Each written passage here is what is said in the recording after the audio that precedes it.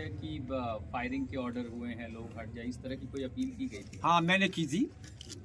वो ये था कि मैं मौके पर उस टाइम गया था, मुझसे डीएम साहब ने कहा था, एसपी साहब ने कहा था कि आप मौके पर जाएं और भीड़ को आप सेटिस्फाई करें। मैं गया था, तब मेरे सामने डीआईजी महोदय, एसपी और डीएम आपस में ये डिस्कशन कर रहे थे कि तुरंत गोली चलाने का ऑर्डर लिया जाए। कौन कर रहे थे?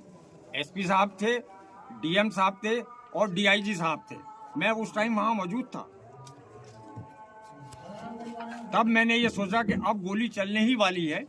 मैंने पब्लिक से अपील की, बहुत ज्यादा अपील की, वहां पहुंचकर भी अपील की, लेकिन 75% लोग वापस चले गए। कुछ लोग यही सोचते रहे कि खुदाई अभी भी जारी है, ये खुदाई क्यों हो रही है।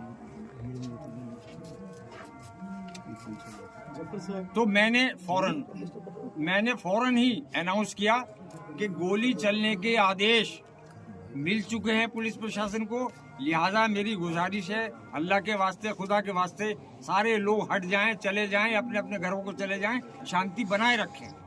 उसके बावजूद भी कुछ लोग वहाँ ये जानने के लिए रहे कि क्या वाकई में जामा मस्जिद की खुदाई हो रही, और किसी लिए नहीं, इसलिए। लेकिन खुदाई की अफवाह किसने फैलाई? जी, खुदाई की अफवाह किसने फैलाई? खुदाई की अफवाह इसलिए फैली कि वो पानी जब चारों तरफ चला तो पब्लिक में ये अफवाह हो गई, ये भ्रम हो गया, ये हो गया कि खुदाई चल रही है इसलिए ये पानी आ रहा, क्योंकि वो पानी आने का कोई टाइप था नहीं। अंदर से लगातार अनाउंसमेंट भी हो रही है और उसके बाद भी अफवाह फैल रही है, तो ये तो कहीं ना कहीं आप लोगों की कमियां रही ना?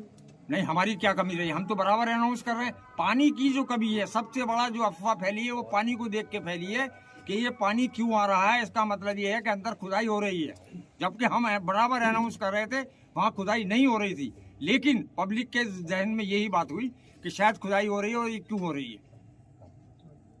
जैसे सरदार साहब, पुलिस का तो ये मानना है कि गोली जो है पुलिस ने नहीं, पब्लिक में ही चली है। ये कहना बिल्कुल गलत है पुलिस का, ये कहना बिल्कुल गलत है।